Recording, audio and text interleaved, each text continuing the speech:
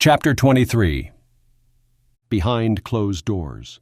Minutes till arrival at the underwater Bermuda base, Jake found himself looking around the reflective surface of his transport, recalling how much more interesting the trip was earlier that day. He had never been someone that desired the company of others, but after spending time with Shepard, he looked forward to returning to Antarctica. Hearing the arrival notice, he attempted to shake thoughts of Shepard free and focus on what lay ahead. Much to his surprise, the energy field that made up the transport around him suddenly vanished. What happened to the 5 minutes to arrival warning? Did I miss it? Jake refused to believe thoughts of Shepard distracted him that much. Grabbing his pack, Jake made his way to the locker room, where many found it necessary to go after a return from Antarctica. HORUG suits were great for regulating body temperature in all climates, but they also created an ideal environment for bacterial growth. For many, it was so rapid that they couldn't wear them for more than 10 hours without a bath in ultraviolet light after scrubbing down with specialized soap in the shower.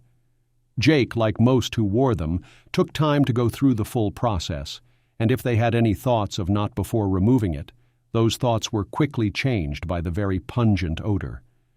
After taking his time going through the full cleaning process, Jake walked through the facility feeling much more natural in his dress uniform than anything else.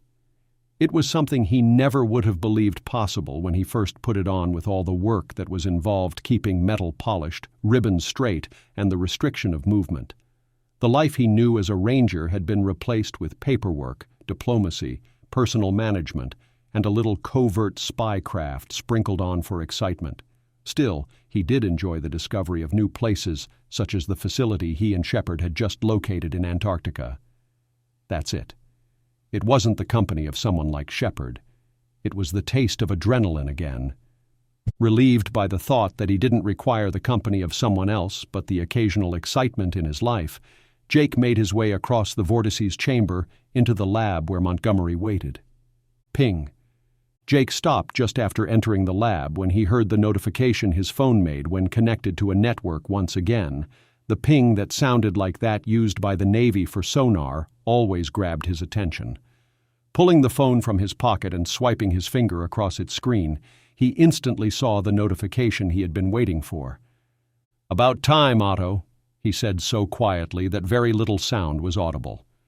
Clicking on the message, he read, "3 arrived at 864 X-ray. Great, Drex, Otto, and one other survived. Making it to Afghanistan, Jake thought, knowing Drex would never give up on a mission. "Colonel Guerrero, I have very good news, sir," Montgomery said excitedly as he walked over to Jake. Jake loved the world he lived in apart from everyday humans, a world where, hours before, he was discovering old Nazi remains and was now thousands of miles away in an underwater base. "What did you discover, Monty?" He wasn't trying to disrespect the scientist by shortening his name. He just found it tiresome saying it, and at the same time, it appeared to him that the man liked the shorter version. "Well, the scan isn't quite finished yet, but I already found something I just know you will find interesting. After doing a scan using the same parameters as the area in Afghanistan, there was nothing. Then I modified the variance by a factor of—" Montgomery stopped the second he spotted Jake raising his hand. "Listen, I don't need the aches and pains version of how you got there. This isn't an episode of CSI. What did you find?" Jake knew if he allowed Montgomery to explain everything, he would never be able to leave the base again. "The Romanian Sphinx, sir," Montgomery said in short, slightly agitated by not being able to impress Jake with how he made the discovery. Jake looked Montgomery in the eyes, his disappointment clear. "The Sphinx is in Egypt, and the halflings have already taken over that site. I really hope this isn't why you called me back." His eyes with excitement, Montgomery began talking, his voice getting louder the more he spoke. "Sir, there is more than one Sphinx. Though it isn't as impressive looking, the Romanian Sphinx is located in the Bucegi Mountains of Romania. The CIA found it years ago, but the halflings couldn't get near the place."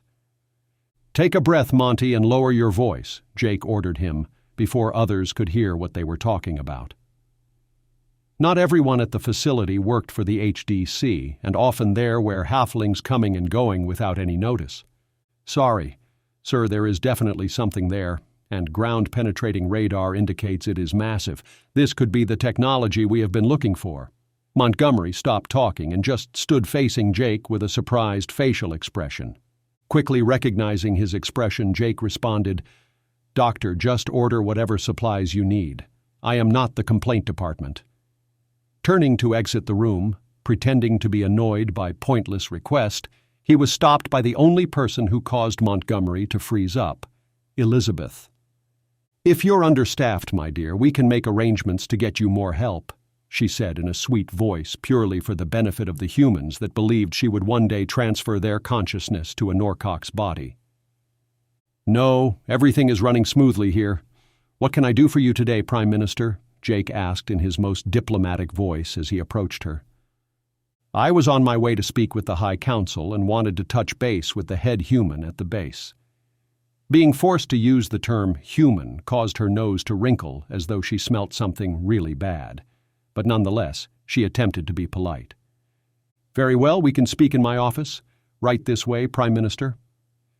Jake gestured in the direction of his office.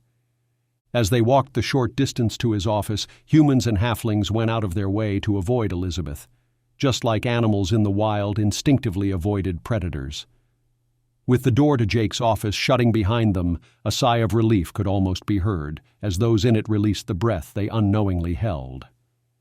Time ticked away, with almost an hour passing before Montgomery finally saw the door to Jake's office open.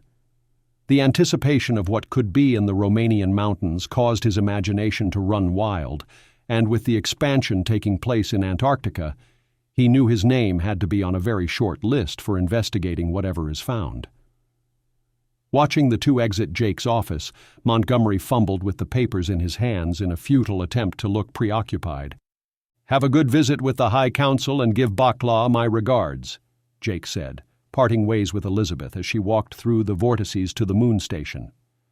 "I will, Colonel Guerrero, and you keep up the great work here. I look forward to our next meeting," she replied, and then disappeared around a bending vortex. Turning back to where Montgomery waited to continue their conversation, Jake couldn't help but laugh at the scientist's attempt to be covert. "Okay, Monty, where were we before the Bride of Satan showed up?" With eyes darting from Jake to the vortices where she had vanished, Montgomery replied, "There is just something about that woman, sir. She isn't like the other halflings." Rubbing the back of his head, Jake felt he needed to get things back on track. "Yeah, she always gives me a headache. Now, what is this about two Sphinx?" A large smile appeared on Montgomery's face as the moment he had been waiting for arrived. Yes. There is a rock formation in Romania that has been called the Carpathian Sphinx. The halflings with the CIA went there to investigate tunnels leading to the energy source, but only a few returned. Apparently, whatever happened there was so bad they didn't return, and used the Romanian government to ensure no humans did more than hike in the area. Damn, that woman really did give me a headache. So, whatever was there is still there.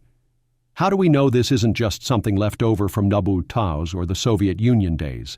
Jake asked, knowing there are always secret labs created and forgotten to time, much like the one where he now stood. Flipping the digital screen in his hands around, Montgomery showed Jake an image of a heavily weathered rock in the shape of a skull. The Germans and Russians didn't exist when this was built. After just seconds of studying the screen, Jake replied, "That looks nothing like a sphinx." The sphinx, you know, wouldn't look like it does had it not been in the desert and buried with sand for thousands of years.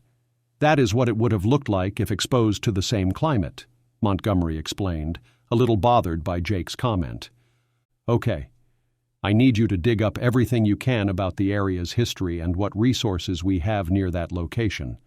When Otto reports in from Kabul, pass on the information," Jake ordered before returning to his office, feeling the pounding in his skull begging for aspirin.